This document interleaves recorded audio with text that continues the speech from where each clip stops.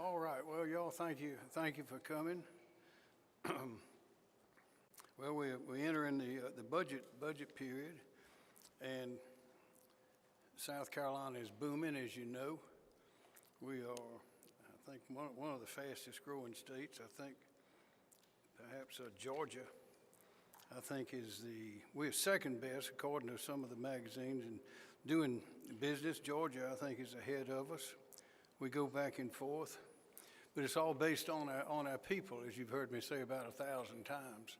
So the job of government is to open the doors to the people, to keep them healthy and keep them safe, and have places for them to get educated. And if we do that, then South Carolina will continue to prosper. So with those goals in mind, I have some of the high points of the budget that I've submitted. You remember Governor Campbell started doing this years ago, submitting an executive budget, and we've been doing it since then. So our economy is booming. Again, this year we have a budget surplus of $2.7 billion. And we have I can't remember what the whole budget is, 12, 14 billion, something like that, not counting the federal funds coming in. But that's a lot of money, and that's because we're doing our jobs well, and we're growing, and we're doing the right things. Since 2017, we've announced over $53.7 billion in new capital investment in our state, which is, I think, 26th in population and 40th in geographical size. So we're doing very well. And that investment has produced over 100,000 new jobs when they came in, not to mention those from other suppliers and others in the periphery of those large investments. According to the Bureau of Economic Analysis, South Carolina recorded the highest economic growth of any state in the nation for the first quarter of 2025. Again, for the third year, we're second best for doing business. In 2025, we announced over $8.9 billion in new capital investment and more than 7,300 new jobs, and that's in rural and urban South Carolina, which is good because there's some of the rural areas where one big investment can make an enormous difference. So there are many reasons why we're continuing to have success, and some of them are that our state government is in superior fiscal shape. We're conservative, we have good laws, and we are very business friendly. We know that our business is business in South Carolina, because without jobs, without funds, then we can't provide all the other services. The state's income tax rate is shrinking every year, but our population is continuing to grow. So investments in education, public safety, and workforce training are paying off. The things we've been doing for years are working, and the evidence is there in this fantastic, beautiful growth. We are leading the country in preserving and protecting our lands, natural resources, and cultural heritage for future generations. And our infrastructure and energy demands are being met with planning, foresight, and commitment. So we're being careful, we're looking ahead, and we're being smart. We know that our future prosperity requires that we not stick where we are, but that we are constantly looking for new ways to meet the new challenges and to prove our efforts in creating the right place for our people to live, work, and raise families. So some of the highlights, I'll go over them and then I'll answer your questions. With roads and bridges, there are almost $7 billion in active projects underway right now across the state. In 2017, when I arrived, there were $2.7 billion working out there. So 4 years worth of state budget appropriations have paid off. But we got a lot more work to do. Nationally and here in South Carolina, inflationary construction and labor cost increases threaten to cripple all of that. You may have seen the figures, how some of the estimates for building these roads have gone up about 50% in just a few years. So in this budget, I'm asking the General Assembly to direct $1.1 billion of this new surplus money to keep current and future construction projects moving and on schedule. And there are a lot of them out there. U-Haul says that South Carolina is the #1 destination for their moving trucks and vans. That means everybody wants to be here, it sounds like. But left unaddressed, our state may face future problems with water and sewer access, traffic congestion, road and bridge repair, demand for electric power generation, public safety, school overcrowding, and health care availability. So we've got to do some thinking. So I'm proposing that we have a thorough analysis to determine if our state's infrastructure and government services will be able to keep pace. If the population continues to grow as it is. We know that if you can't measure it, you can't manage it. So we want to measure it as best we can to see how we need to react and what we can expect. My budget directs the Office of Revenue and Fiscal Affairs to hire the best and brightest experts they can find in the country to conduct a comprehensive analysis to measure the impacts of the 10 and 20-year projected population growth, industrial growth, other growth, water usage, all of those things on South Carolina's infrastructure and essential government services. We began some of this years ago with the Floodwater Commission, you'll remember years ago, to study the impact of water and flooding and weather and all of those things that have the impacts they have on our state. And also just last year, we produced a water plan, which again took a different look to see where the water was, where we're going to grow, how much we were going to need, what we were going to need it for, and all of those questions. This comprehensive plan will build on those and add additional details, guidance, and understanding to the best we can. But we're on a state that's moving fast, and we need to know what obstacles and what challenges and what opportunities are coming in the future. The Rainy Day Fund, we maintain one, and this year I'm recommending that a total of $1.4 billion be set aside and placed in the Rainy Day Fund. We've gone up over the years, and I'm asking that no less than 10% of the general fund revenues each year go to that Rainy Day Fund. You never know when we're going to need money, and we certainly can't depend on the federal government to help us when we're in need at every time. Till a few years ago, South Carolina had the highest personal income tax rate in the Southeast and the 12th highest in the nation.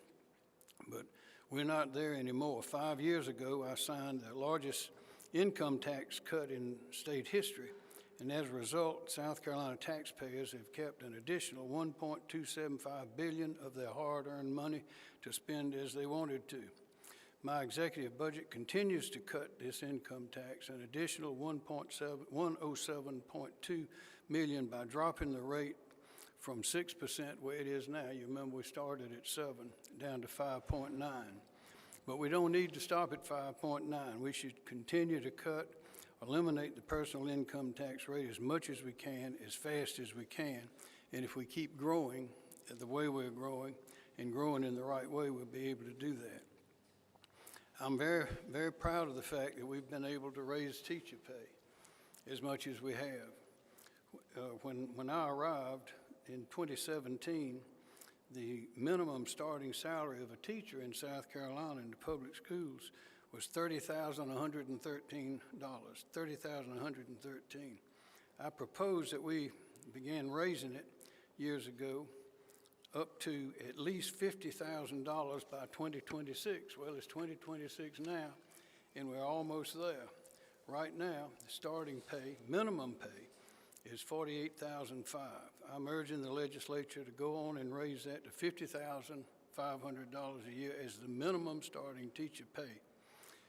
And that represents a 68% increase since 2017. And that also, we continue to exceed Georgia and North Carolina, our neighbors.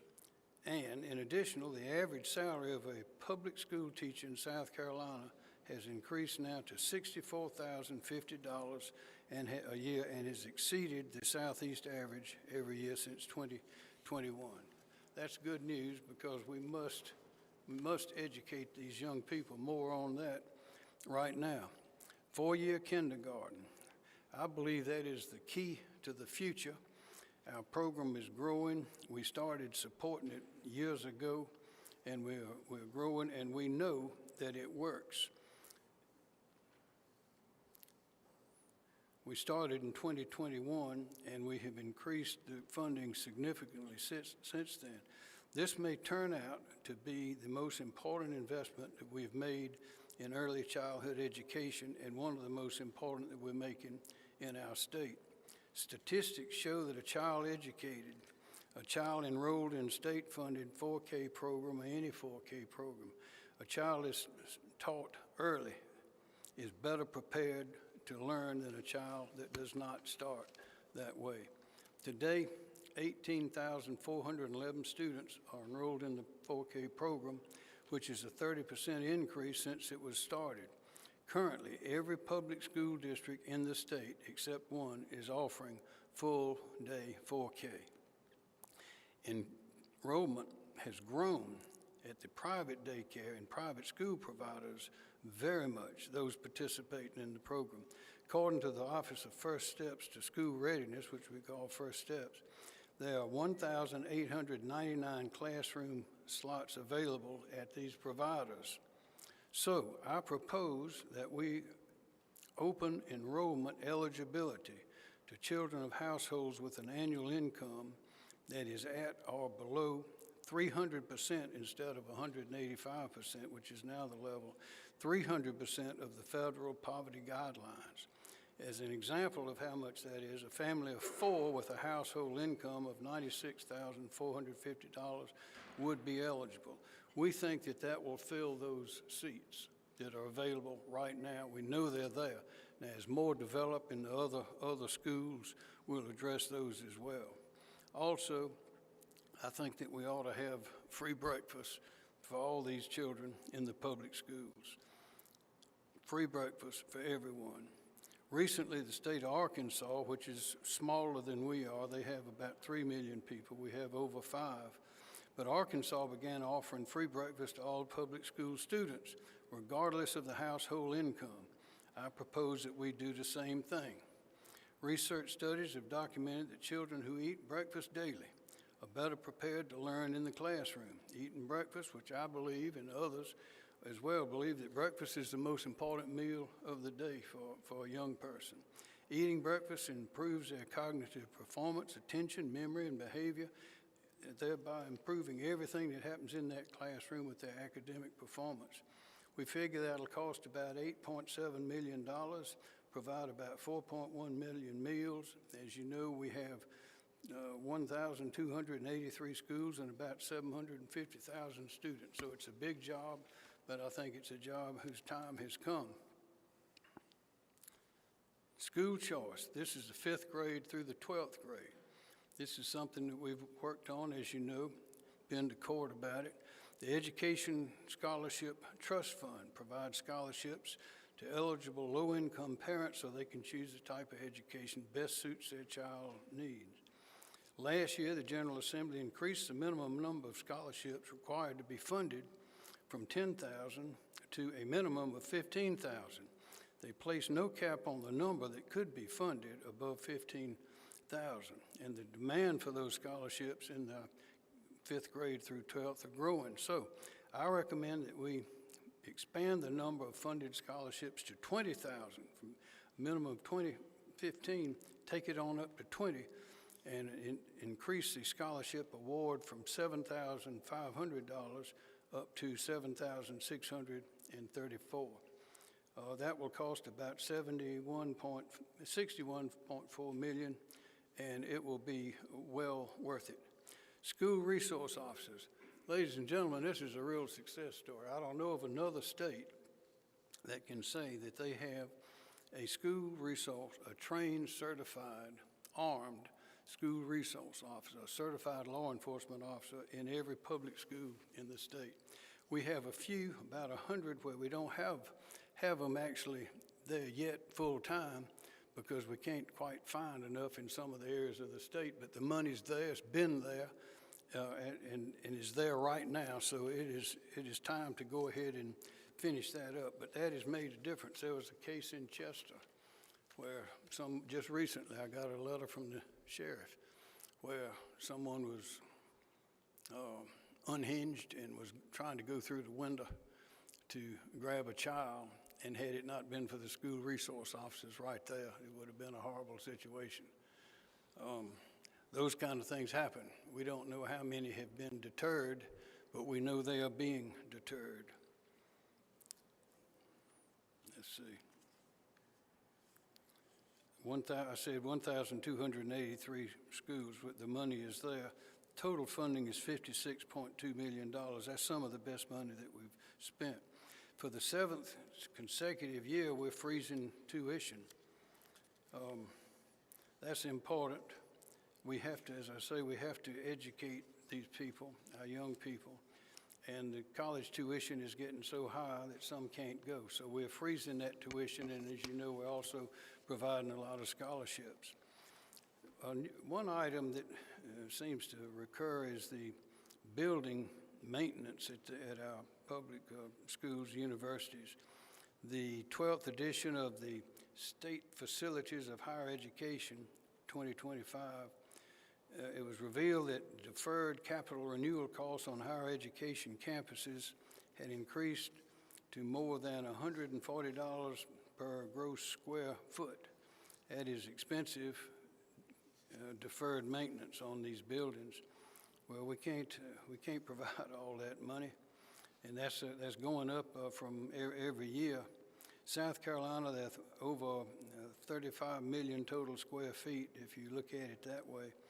So what we're recommending is $81.7 billion in one-time funds for deferred maintenance and critical capital building projects on campuses for public colleges, and $40.3 million for the technical colleges. Now, those are a lot of students. That's about, I think we have over 80,000 students in the colleges and universities if you use those numbers. And I'm not sure about the technical college because some you have certificates, some you have regular students, but that includes, that's a lot of money to go to help those buildings. Financial aid and scholarships in colleges, we've got great coverage there. As you know, we have the education lottery that was started years ago with the Palmetto, Hope, and Life scholarships. That's for the public colleges, and then we have the tuition grants. It's been there that's the private colleges and so forth. But also we're continuing in this budget the need-based grants. It's the 6th year in a row, and I'm proposing $80 million in state lottery funds for the need-based grants so that every South Carolinian who qualifies for financial aid is measured by the Pell Grants has sufficient state money to go to any in-state public college, university, or technical college, of course, if they can get accepted. Students at private and independent and historically black colleges, as I mentioned, will receive $20 million that's the tuition grants program.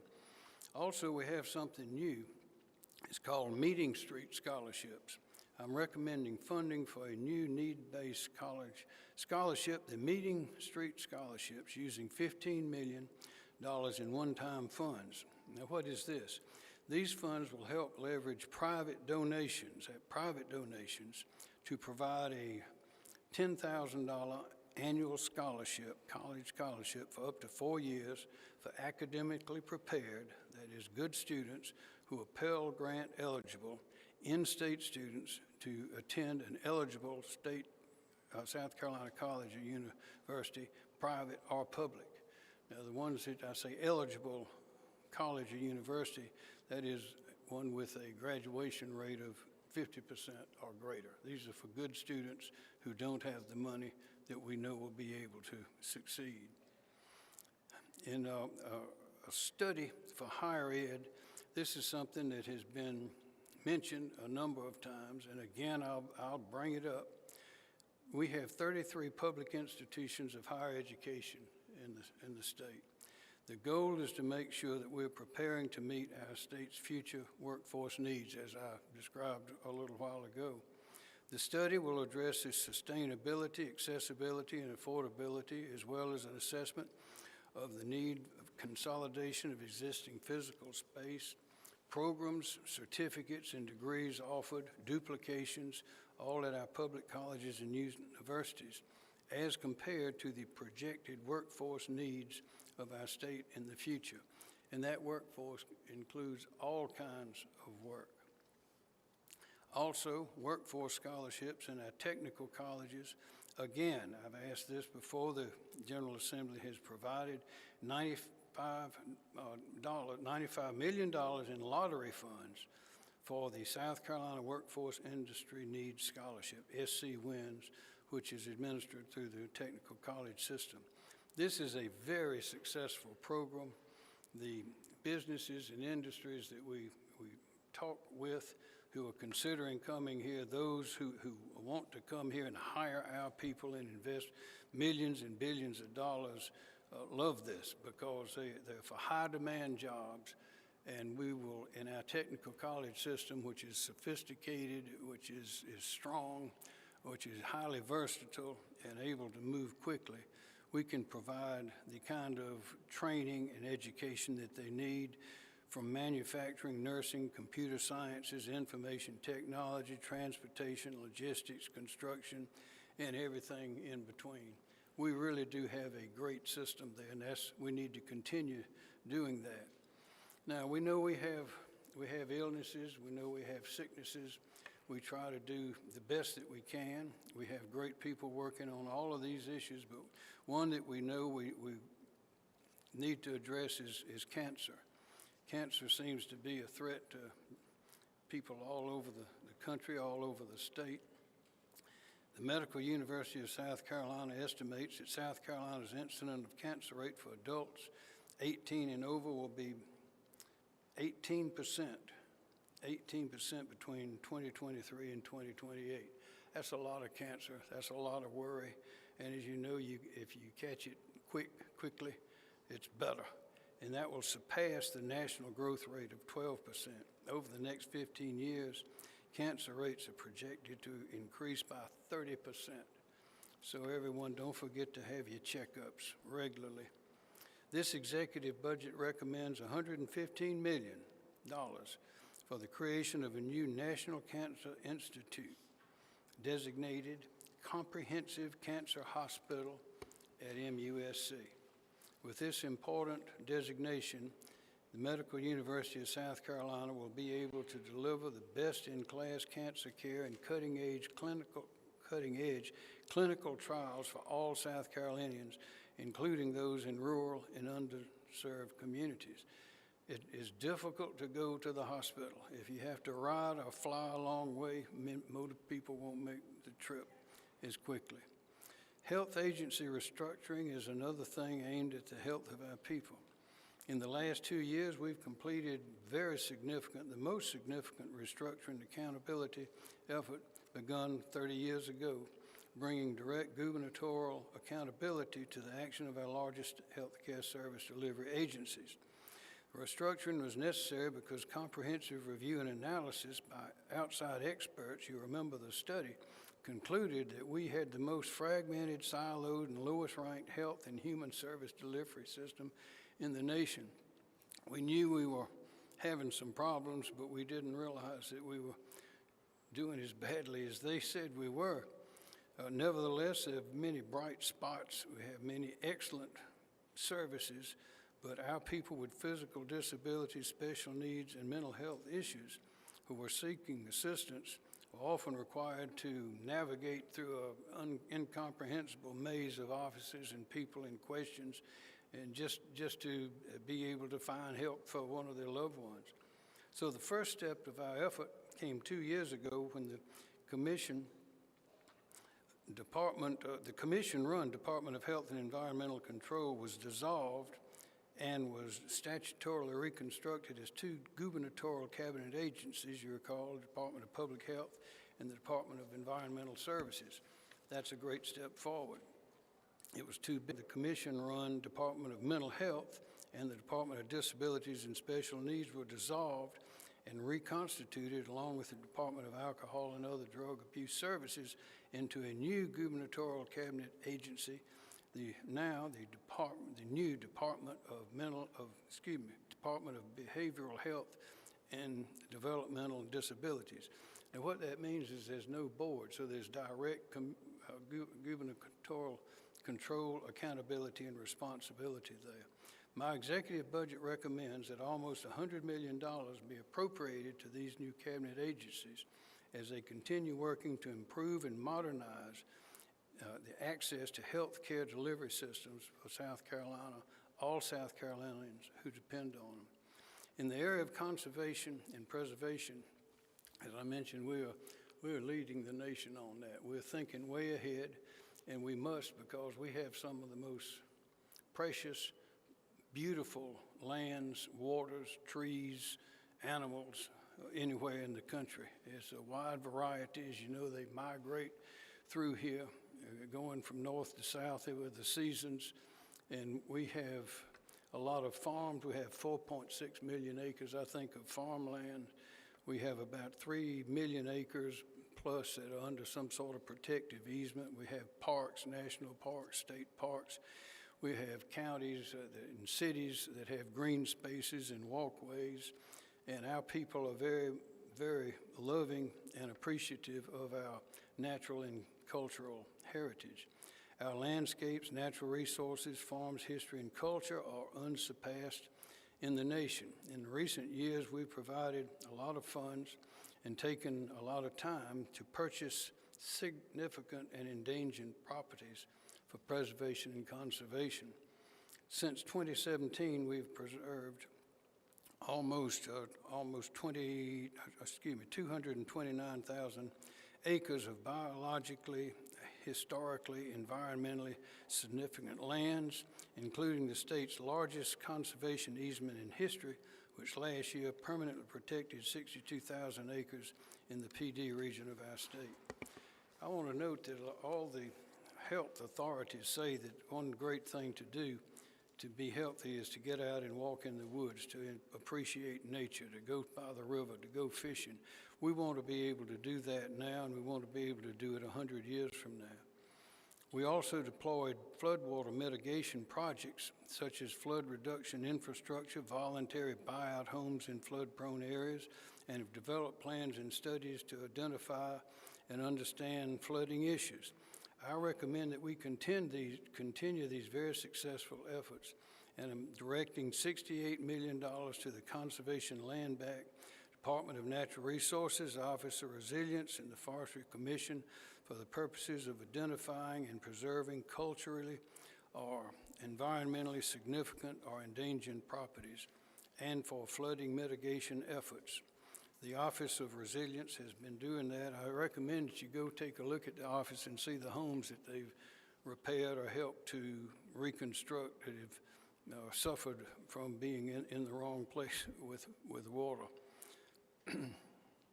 I'm recommending that the Conservation Land Bank receive $3 million for the purpose of awarding voluntary conservation easements to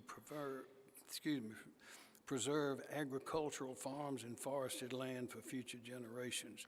We have the farm program that allows that, and it is a marvelous program. I don't think it's in effect in many other places. And so far, we have preserved 1,650 acres because of that. We have a ways to go. In law enforcement, again, we must keep the people safe. A few years ago, I asked the Department of Administration with conducting a comprehensive analysis of law enforcement pay. Why? Because we were losing some of our best professionals when they could get better jobs in other places. They'd come get trained, work for a while, and then go someplace else for more money. So we provided some funds, and they're coming back. And each year since, the law enforcement officers have received substantial pay raises, some as high as 52% in the last 3 years. But that's important because these men and women have experience. They know what they're doing. They're good. They're well trained. We have a state training academy. Most states don't have that. And we are proud of our law enforcement and couldn't do without them. So I'm asking for an additional 10.7 million this year for pay raises and to add to their ranks by hiring new agents and officers. Also, I'm asking for a tax credit. I'll renew my call, as before, to the General Assembly to provide a $2,000 state income tax credit for every active duty law enforcement officer, firefighter, first responder, and emergency medical technician employed by a public entity. This non-refundable tax credit will provide a total of $45 million in income tax relief for those who put their lives on the line each day to protect and serve the public. I don't think there's anything more important that we can do. We must keep and retain our officers, and this will help us do that. Also, I have a new program. It's a sheriff grant program. I'm recommending a $35 million equipment grant program for our state's 46 sheriffs, administered by the Department of Public Safety, which can handle such a thing if they attest to the future enrollment in a program known as the Excellence in Policing and Public Safety Program at the University of South Carolina School of Law. It is a marvelous program. For corrections, I'm asking for $58.89 million for pay raises, new staff hires, deferred maintenance, inflationary operating costs, and technology at our state's, 21 prisons.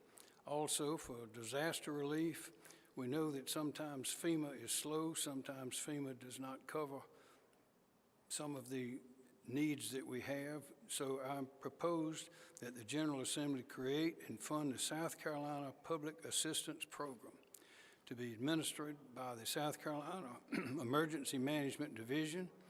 This grant program allows local governments, public utilities, nonprofit, and charitable aid organizations to apply for disaster recovery funds that were either denied by the feds, the federal government, or did not meet the FEMA thresholds. This year, I'm recommending that we receive an appropriation of $20 million in one-time funds.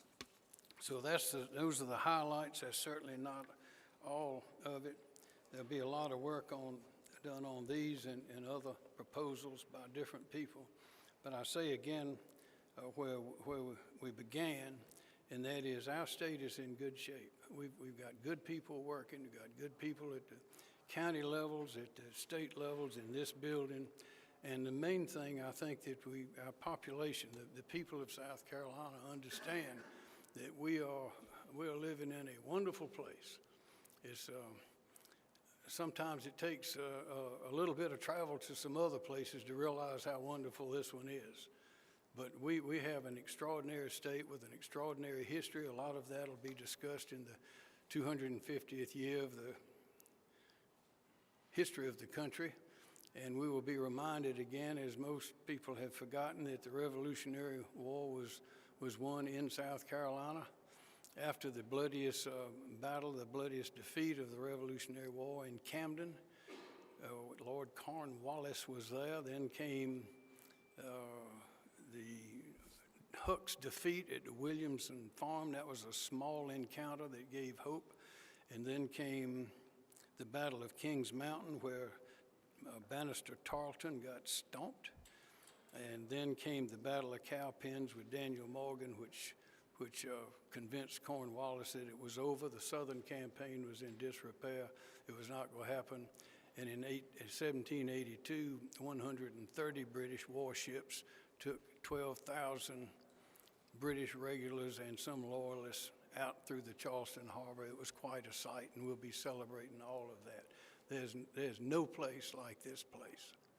So with that, if anyone has any questions, I got the Lieutenant Governor here, and she'd be glad to answer them for you. Okay. Yes, ma'am. So on 4K full day, it's been 20 years since the legislature created a pilot program on that. Talk to me about why it's important for you and why should we go to universal? We should go universal. We will one day. I think it's just a matter of time because the more information is available instantly these days. And you can get facts, and we have seen that it works. We've seen it, and we know from studies and experience all over the country, all over the world, that the more you help the younger children, the more you build them up to where they can learn, the better they'll be. So yes, I'm hoping it won't be long before 4K is universal. Governor, in your budget, you outlined raises for law enforcement and corrections employees. There's no across-the-board raise for other state employees. Why not? Well, those I don't favor across the board. It ought to be a decision of the various agency. That works better.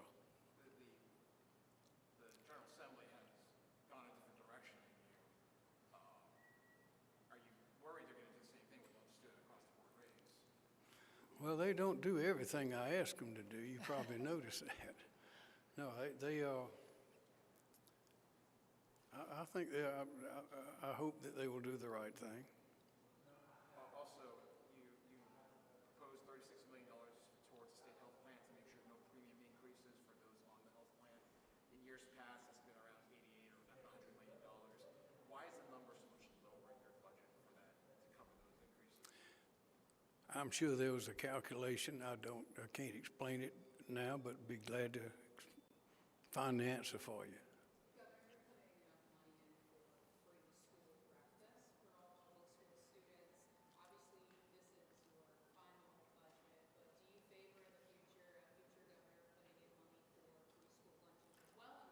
Yes.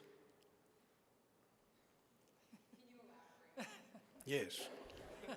I think it's a good idea. We have, 60% of the students now are eligible for free lunch. I think the system would operate better if it were just universal. The cost is minimal compared to the positive impact. Your office also indicated that you'll be asking the legislature to put money forward to ask the Revenue and Fiscal Affairs Office to help conduct a comprehensive study looking at the next 10 to 20 years of health Right. care and how growth is impacting sectors. What do you hope that study accomplishes, and what are your biggest concerns about the surge in population growth that we're seeing today? Well, if it's the beginning point, if you can't plan for things if you don't know what you're planning for. And the old saying, if you can't measure it, you can't manage it. You need to know what your environment entails. So we are really growing, and we are a manufacturing giant. We have great natural resources. We have what the leaders around the world that come here to invest billions of dollars in our people say, it mainly because of our people. So we have to know what to the extent we can forecast things, and they change so dramatically, so quickly. Look at with the advent of artificial intelligence and just the advent of these cell phones. You remember, I think it was 1950, when you go buy a card, a birthday card in the grocery store or drugstore today and open it up and it says something. That's as much computer power as there was in the world in 1950. There's a lot more computer power. And with all the instant communication, wall to wall of everything you want to know and you don't want to know, we need to get a grip on what is coming to South Carolina. We know we're going to have a lot of investment. We also know that our health depends greatly on our conservation efforts to see that nature stays alive in South Carolina. But you can't can't go on a trip anywhere if you can't see where you're going. So we hope that this will show the possible flow of investment in different kinds of industries and different kinds of technologies. It will take into account the healthcare innovations that will be necessary for our people. We have a lot of sun here. They don't have sun in some other places. That might have something to do with the cancer rate. All those sort of factors need to be analyzed, and it'd be a comprehensive study. Now, we've done a lot. It took over a year, I think, to get that water plan done. But that's a big step forward. The Floodwater Commission taught us a lot, but that's just a couple of parts of a larger picture. We have a port. There are innovations going on in travel. Our tourism industry is booming. We've been the city of Charleston has been the #1 tourist destination in the world several years in a row.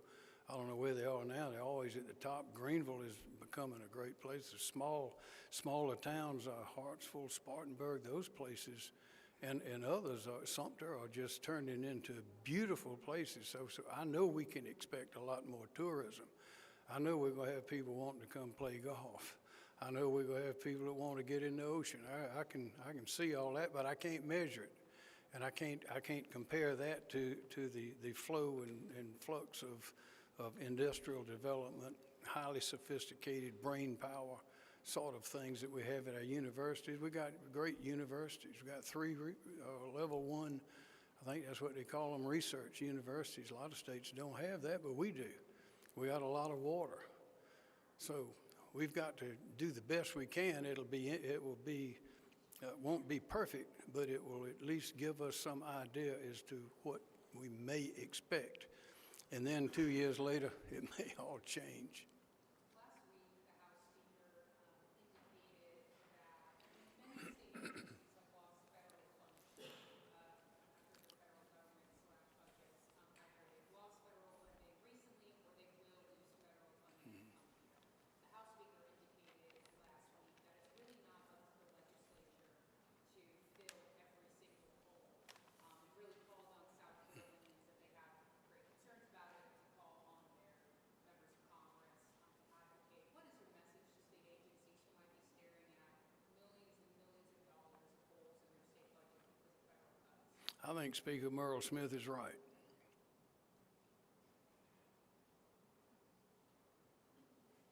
Going back to free meals for a moment, the legislature in the past has been very reluctant to pass universal breakfast lunches. What would you say to those Republicans who call that welfare and say we shouldn't go there? Why is that important, and should they do lunches? Well, we're trying to fill their minds. We ought to fill their bellies so they can fill their minds more easily. On the funding related to the maternal mortality rates with child care for children, maternal mortality rates, is there anything that you can talk about in terms of legislation and in addition to, like, obviously it's a problem in the state. Can you think of anything you want the legislature to focus on that issue other than this funding? I don't know if we have addressed that specifically in the budget. I mean, it is you're talking about child care, maternal care, early childhood. The $5 million for maternal mortality rates, is that I can't hear you. the maternal mortality rates? It's too high. Yes. And there was $5 million allotted, I believe, to assess the situation. Is there anything else you were hoping to do in terms of that? Well, if we assess it again, we'll get a better handle on it. But we know it's a problem. That's what we're talking about with all this healthcare reorganization. Senator, you previewed the $5 million over the weekend. I did. What was the message you were trying to get out with about that $5 million? So thank you. The $5 million was to go to help through Children's Trust, through outcomes-based programs in-the-home nurse-mom partnership programs. You know, those kind of programs are evidence-based by having a nurse in conjunction with an at-risk mom.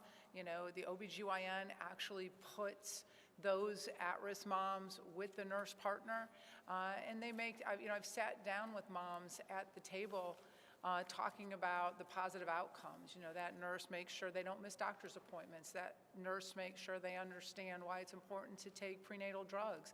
That nurse has used the WIN scholarship program that the governor and I have talked about during our administration together. Actually, I talked about a story, as Joe talked about at South Carolina Citizens for Life, about meeting a mom whose nurse partner went so far to help her, she got her a WIN scholarship. That mom actually went to Greenville Technical College, got a degree in HR, changed her life. We broke the cycle of poverty. She has a beautiful baby girl, and now she has the ability to raise her. And that's why those programs are so important, because if moms take care of themselves in the beginning, you know, statistics will show that she'll have much healthier outcomes at the end. It's something that the governor and I have been very passionate about.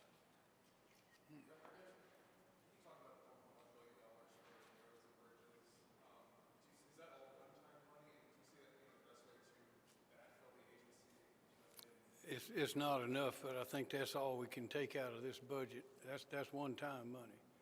But I hope there'll be more one-time money in the next year, and the next year, and the next year.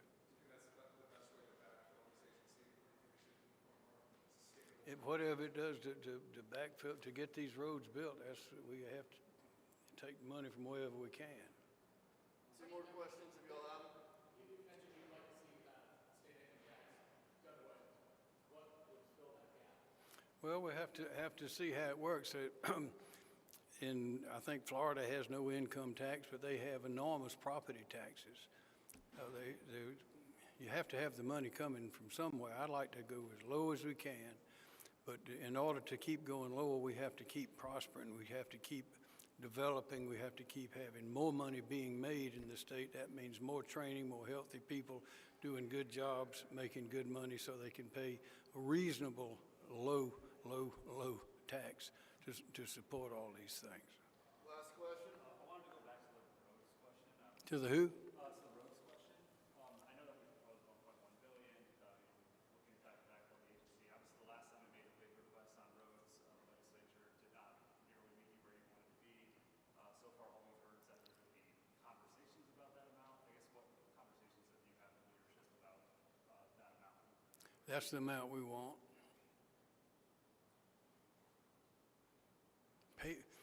Put it on there. Everybody good? All right. Thank you. Thank you very much.